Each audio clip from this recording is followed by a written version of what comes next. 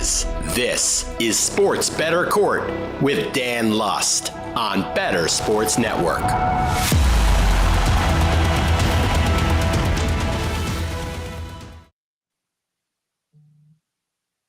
Welcome back to the Sports Bettor Court. Another week, another bunch of news in the sports law cycle. Now, for those that are coming new to the show, we talk about sports, we talk about the law, and of course, we talk about the bets. This part of the show, we span the wide world of sports law to talk about, obviously, my lust for law, the biggest conversation that's happening in the sports law space.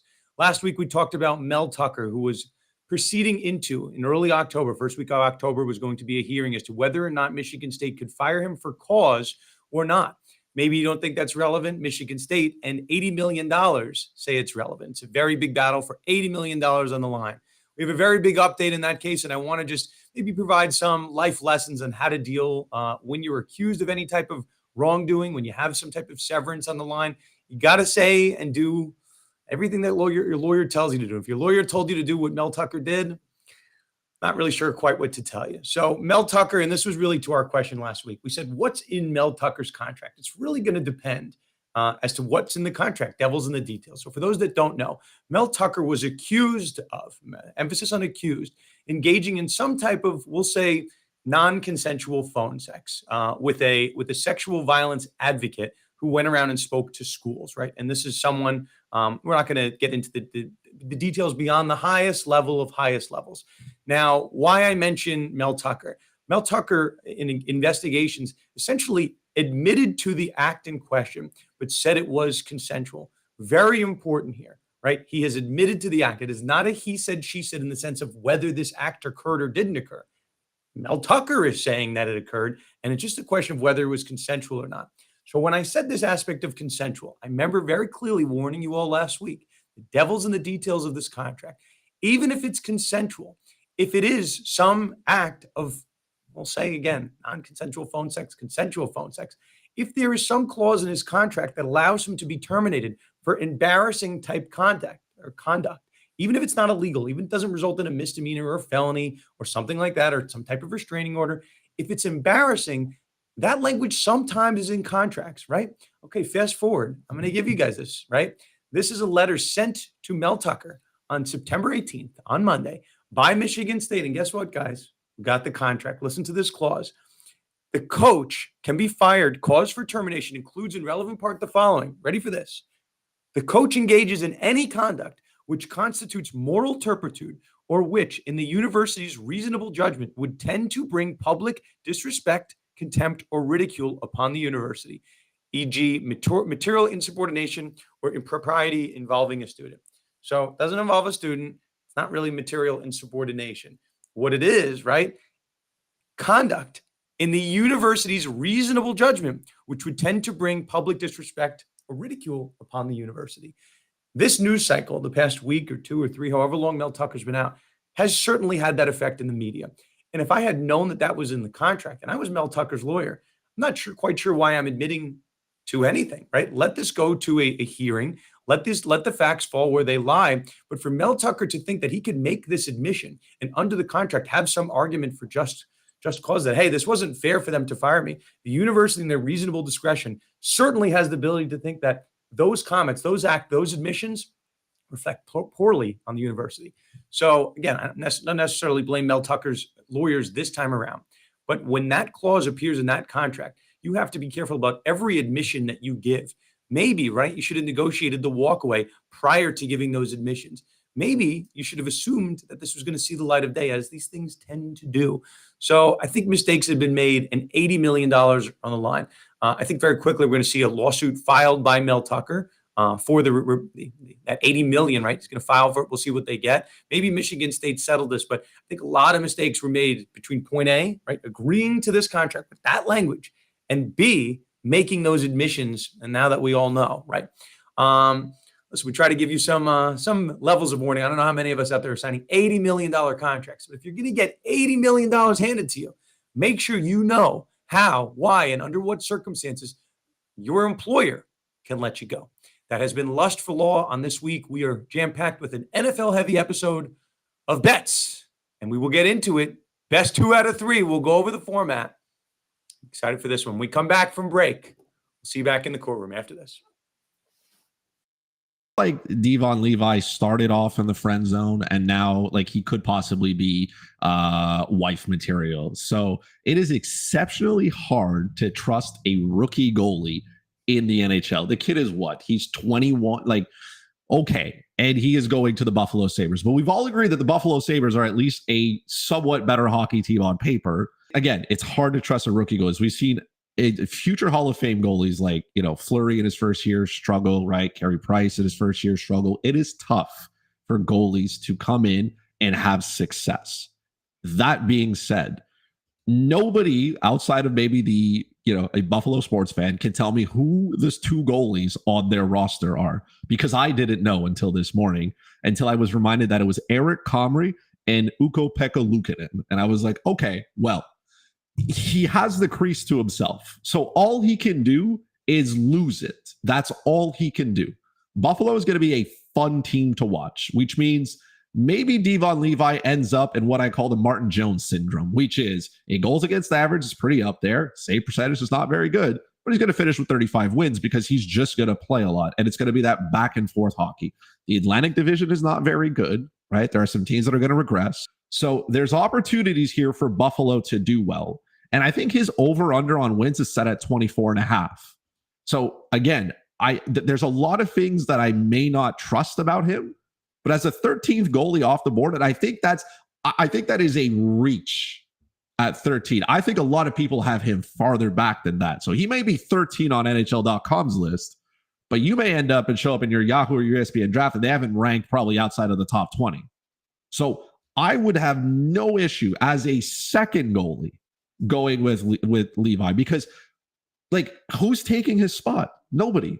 And volume at one point, if you're in a league that doesn't penalize you for losses, if you're in a league that rewards saves and save bonuses like, for daily, DraftKings does, he has all that working for him. So if it doesn't work out, all right, fine. Then you can go and pick up whoever is there. But it is his net to lose. I understand the risk. I will definitely take, because that's how you win championships, right? You got to take risks to win them. If you're safe, you're going to finish, eliminated in the first round and you had a good time. Or you can try to win the championship on draft day.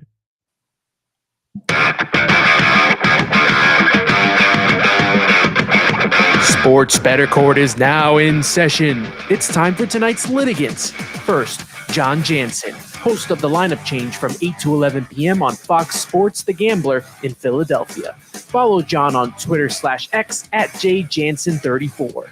Next, Matt Tanner, a.k.a. Matty Betts. Subscribe to Matt's YouTube channel and follow him on social media at Matty Betts. That's Betts with 2 S's. All rise for the Honorable Judge Dan Lust.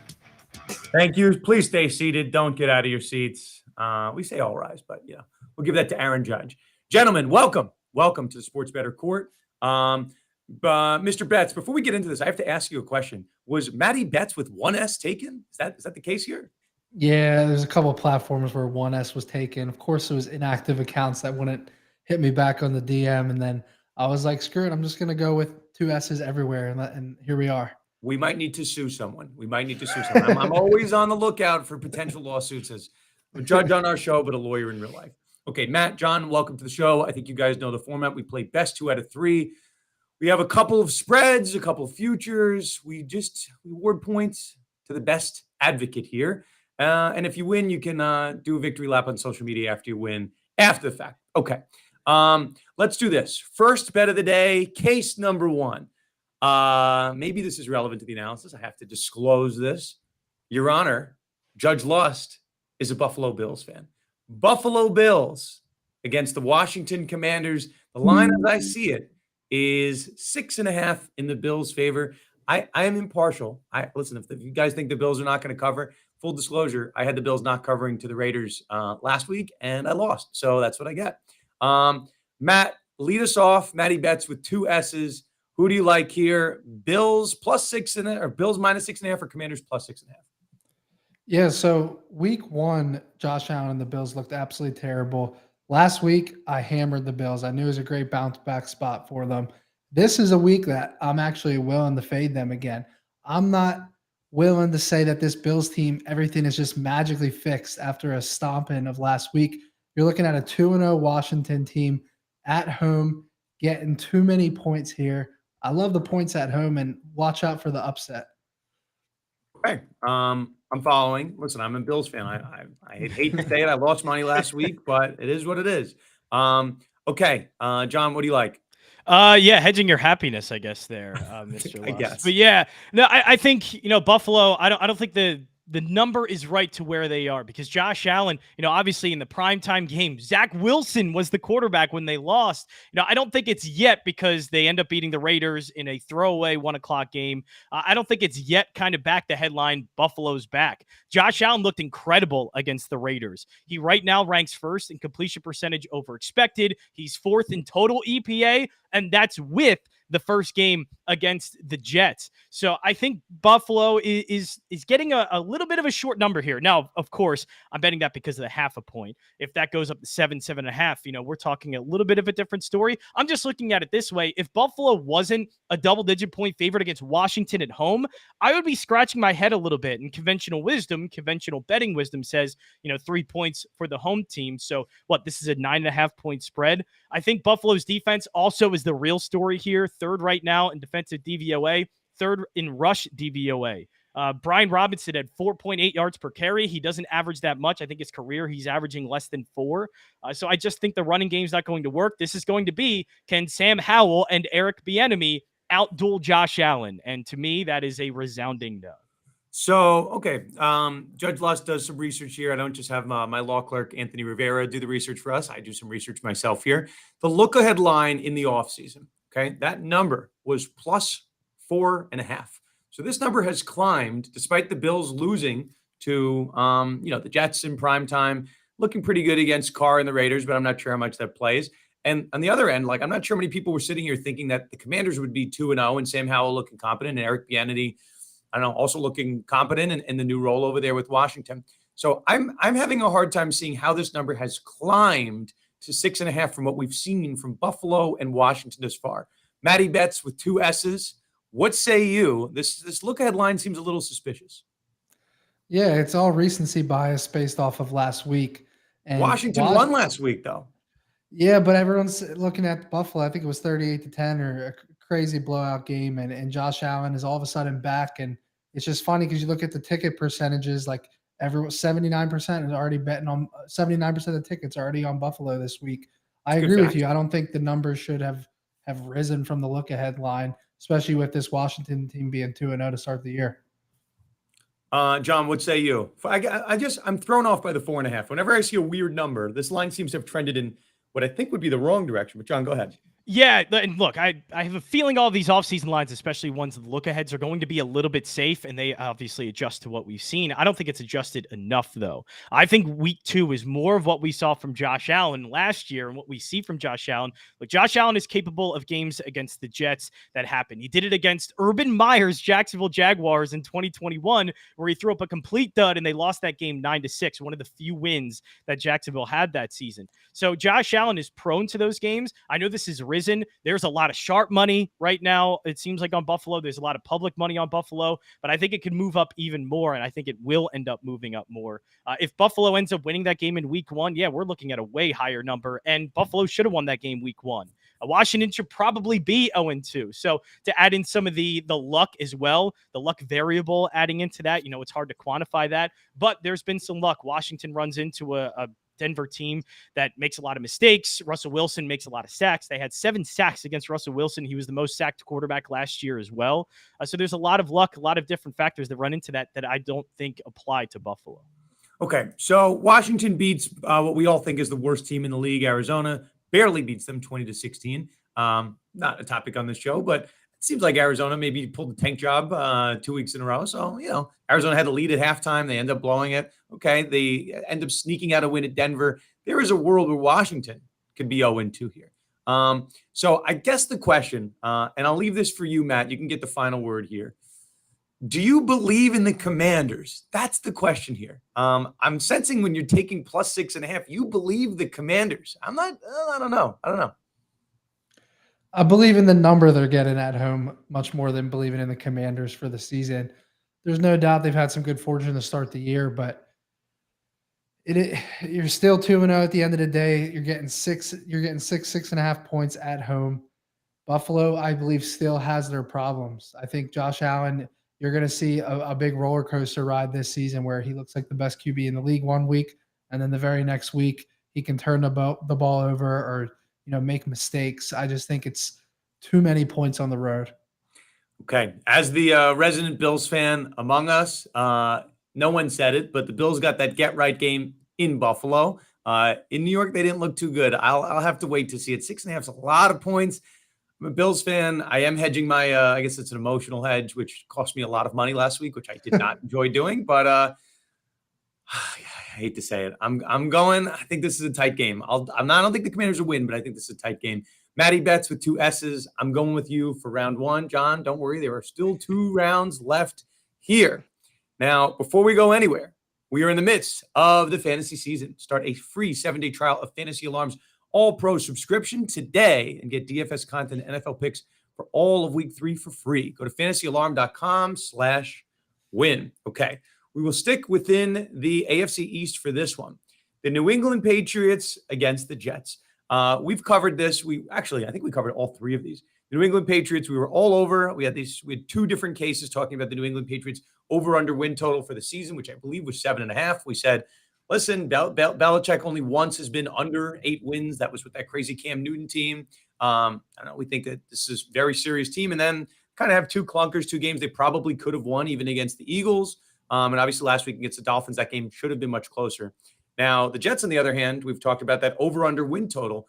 I was slamming the under, so Judge occasionally gets one of these right. I said Rodgers is 40 years old, coming off of the worst year of his career. I'm not sure why people think he's all of a sudden going to trend back. So I'll take a lucky win on that one. Now we have 2 basically must-win games for 2 teams, which, I don't know, kind of in the middle zone here. Patriots and Jets, the line as I see it right now is Patriots -2.5. John, you went second last time, so you will lead off this time. What do you got? Yeah, it's a hard one to go against because the Patriots have been excellent against the Jets. I don't even want to say the last time that they ended up losing to the Jets because it's a long time ago, and I'm trying to make a good case here for the Jets. And it's hard to make a good case because of Zach Wilson, but the case can be made because of the Jets' defense and the Jets' secondary. The Jets faced probably 2 of the better passing offenses in the first 2 weeks, Buffalo and Dallas. Dallas ended up having strong success with Dak Prescott, 31 of 38 at home in Dallas. And Mac Jones has had some success, but the thing is, Mac Jones has done it against a soft coverage and banged up secondary with the safety position with the Eagles, and also a banged up secondary against the Miami Dolphins. Can Mac Jones do it against DJ Reed and Sauce Gardner? That's a different story to me. They don't have any playmakers on the outside. I don't count Kendrick Bourne as a playmaker, Devontae Parker.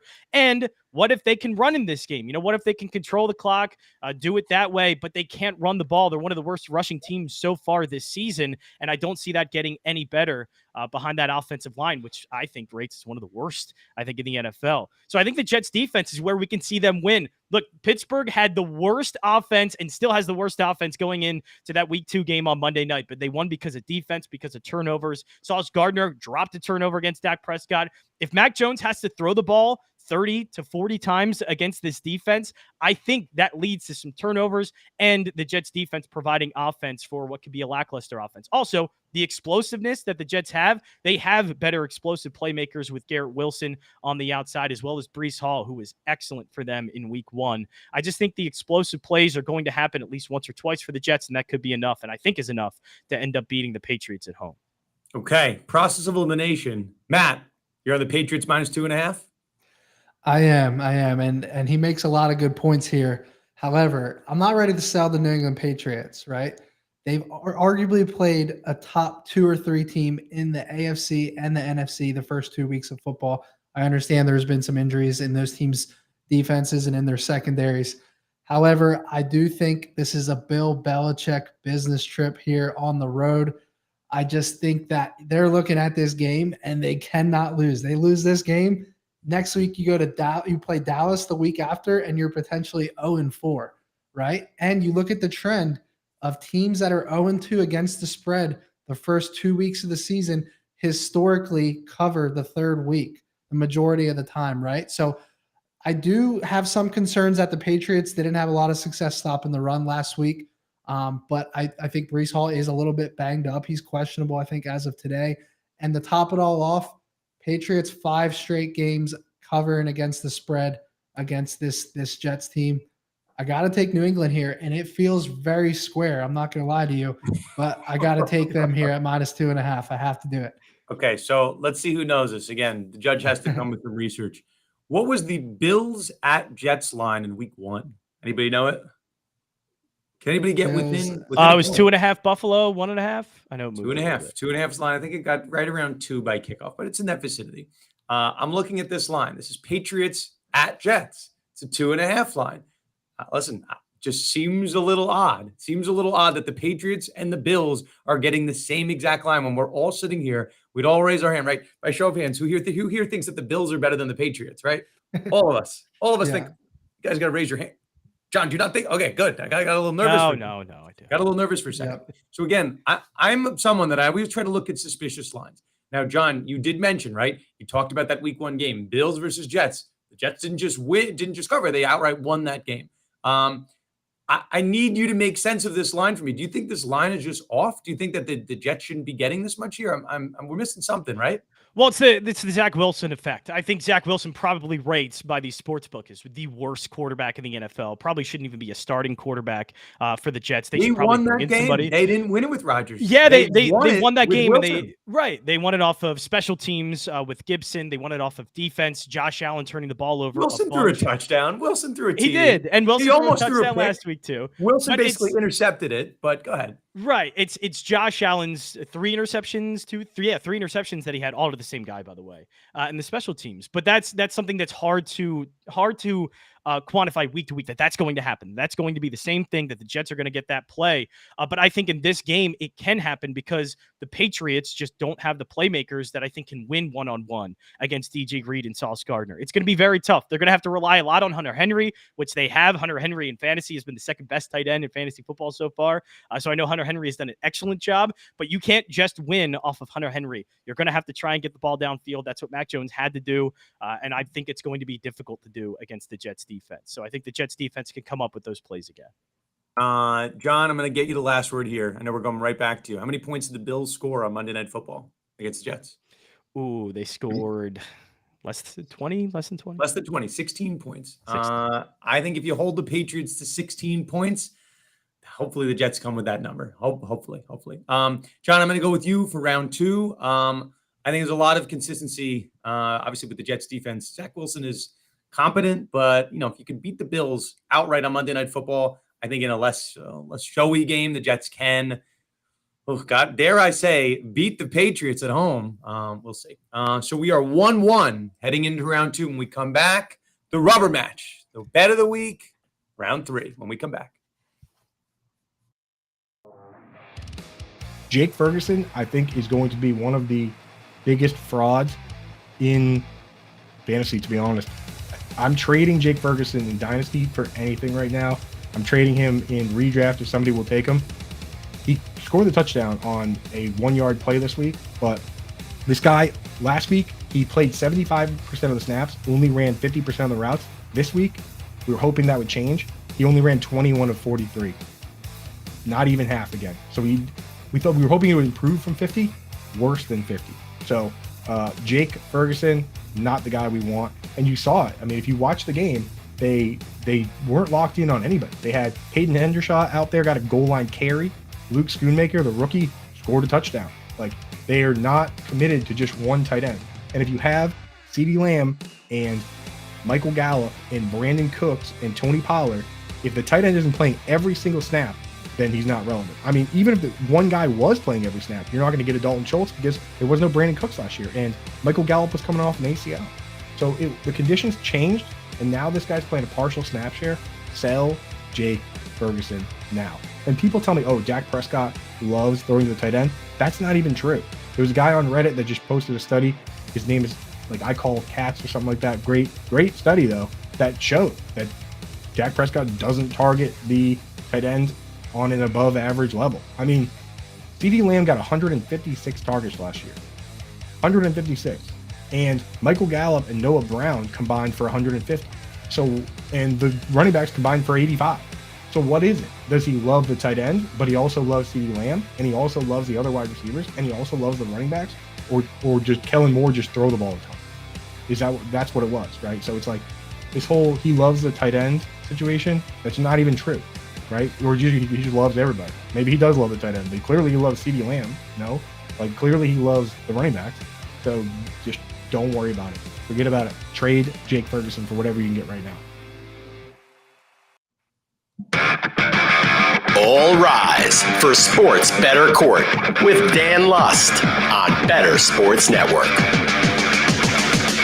We are back. We are back for the rubber match. Before we do that, FanDuel up to $2,500 no sweat first bet by using fantasyalarm.com/FanDuel.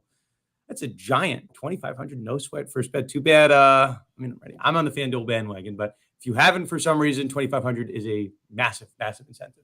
Okay, we're in it. We are 1-1, the rubber match heading into case number 3. So this is where I get to pick the bet. This is a line that I am and have been willing to spend my personal money on. So yes, you guys got the warm up in. You guys each won a round. Okay, this is the real one. This is the one where Judge Lust invests his personal money in. So you guys, some skin in the game here. You don't want to get in the judge's doghouse. Okay, so I'm looking at the Bengals. I watched them last year get off to a slow start without Joe Burrow. They started, lost a couple games, and they racked off a couple, and then they made their giant trip through the playoffs. Right now, we have an 0-2 Cincinnati Bengals once again. And the odds to make the playoffs, Judge Lust was looking around, perusing, seeing what was out there. Gentlemen, I'm seeing -110. So it's a 50-50, a coin flip for Joe Burrow in the Cincinnati Bengals to make the playoffs. Matty bets with 2 S's. I will give you the floor here. Do you like the yes or you like the no? And John, unfortunately, going to have to take the other end of whatever Matt picks here. I'm going no this year. I know last year they started 0-2, and I think they rattled off 8 straight wins. I think it was at the end of the season. I just cannot see them replicating that performance this year. If you look at the back end of their schedule in 2023, I mean, you're talking the Browns, the Chiefs, Steelers, Vikings, Colts, Jags, Steelers again, Ravens. When you put yourself in this big of a deficit every single year, I just don't think they're going to be able to replicate it. I am also concerned about Joe Burrow staying healthy throughout the entire season with that offensive line. So I like no at -110, but I don't love tying up my money on a season-long bet at -110 either. Okay, John, you heard it. That's the best bet argument for Matty Betts. Can you top that? Cincinnati Bengals to make the playoffs. What's the argument? Yeah, I think that is the tough thing, Joe Burrow's injury, because the calf injury, that could be extended time at some point. But as of right now, he's going to try and play in this game. They have been an 0-2 hole before, and they were able to get out of it. But it's not just that. I thought the AFC wild card was going to be a bit crowded. Now, of course, there's still 2 ways for Cincinnati to get in. They can win the division.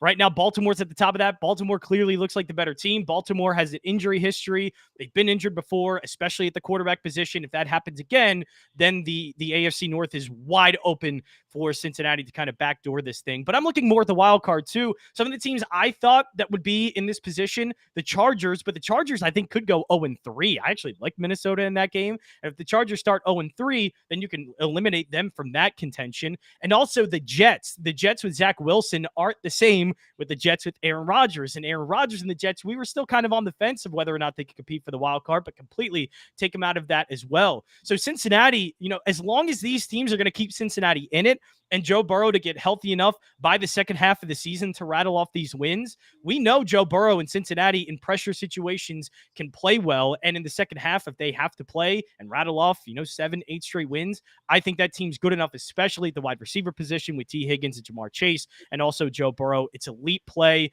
It's elite quarterback wide receiver play, and that is, I think, valuable to me. But it's just a wild card, and the rest of the AFC, they're pretty much going to give them every opportunity to get that. John, I might be drinking the Kool-Aid here. Let's just go through the divisions really quick. I think this is really where it comes down to, right? We look at the AFC East. The Jets are not going to be a contender. I don't think the Patriots are at this point. Okay, so cross 2 teams off that may or may not have been, right? You go to the AFC West. People were expecting the Chargers maybe to be the team. They're 0-2. Okay, they're right in the same boat as the Bengals. Broncos not doing much. I don't think anyone's expecting much out of the Raiders. Okay, so now we have 3 teams that are maybe. Okay, Nick Chubb's out for the year with the Browns. The Steelers, I think, is 50-50. You get the Ravens. Okay, then we go to the AFC South. I don't know. I guess the Jaguars, the Titans, you probably get one team from that division. That seems like we're in a wide open race. Remember, guys, we have an extra playoff team this year. Matt, I'll come back to you here. I think John raises some good points. The actual landscape of the AFC we have to pay attention to. So maybe, yes, it's 0-2, but maybe it's an easier 0-2 than it even was last year. What do you say, Matt? Yeah, I mean, I think the Titans are better than people think. I think they're capable of making a run, and I think Justin Herbert and the Chargers can also turn the season around. And I would argue that he could probably stay healthier more so than Joe Burrow's chances are of staying healthy. So I think those two teams could definitely make a run. Well, the question is whether you think the Bengals are going to make that run. So those teams that you mentioned are both 1-1. I mean, they're a game back here. John, we'll come back to you. I'm going to give you the final word, John. The question again, right? And no one has really brought it up. The real question behind this bet. Joe Burrow suffered an injury this year. He was away from the team for several weeks. Everyone was panicking that he was going to have some really serious injury. He's seemingly playing through it. It's a very different Joe Burrow than we saw the last 2 years. Everyone's investing in T. Higgins and Jamar Chase in fantasy. We're not seeing that offense. I remember last year, I think it was the week 2 game. Bengals should have beat the Dallas Cowboys in that game. Someone's going to tell me what quarterback that was for the Cowboys. Anybody know? I forget. Who's the guy that took over for Dak last year? Cooper Rush. Lost to Cooper Rush, but it's not because Joe Burrow was playing bad. Just somehow Cooper Rush channeled his best Dak Prescott. Are you concerned at all? You're the guy that's saying the Bengals are going to make the playoffs. Are you concerned at all about Joe Burrow's health for week 3 onward? Yeah, there's certainly got to be some concern because he re-aggravated it. It's not something that just went away. He re-aggravated it. And, if they play him again and he re-aggravates it again, he could probably be out even longer. So it's certainly a concern because he is the elite. The elite part of that team. Him and the wide receivers are the ones that make them playoff contenders. But I think if we just take a deep breath, Joe Burrow gets on the field. He's able to make a few plays. I think all of this injury worry just goes away. We know he's had some injury history in the past, but he's also played through injuries before. I think that this guy is battle tested. I think this entire team is battle tested mentally.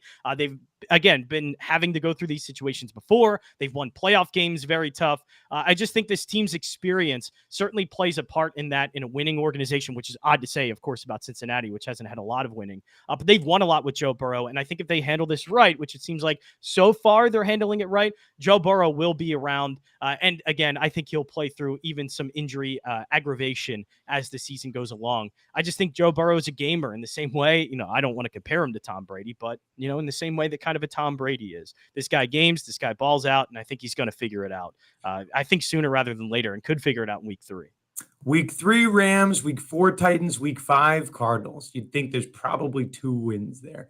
I'm just looking at the numbers. If you told me in week 1 that I could get the Bengals as a coin flip to make the playoffs by week 3, if Joe Burrow's leg is still attached to him, I'm going with the Bengals here. John, I am going to give you round 3 and the best bet and the win overall. Matty bets with 2 S's. Valiant effort. But today I got to roll with Joey Burr and the Bengals. Gentlemen, thank you so much for joining us. This has been the Sports Bettor Court with your judge, Dan Lust. Appreciate it, guys. Excellent job. Thank you. Signing off. Sports Bettor Court is now in recess. Join us next week, Wednesday at 6 p.m., where we weigh the odds and settle the score with the Honorable Judge Dan Lust.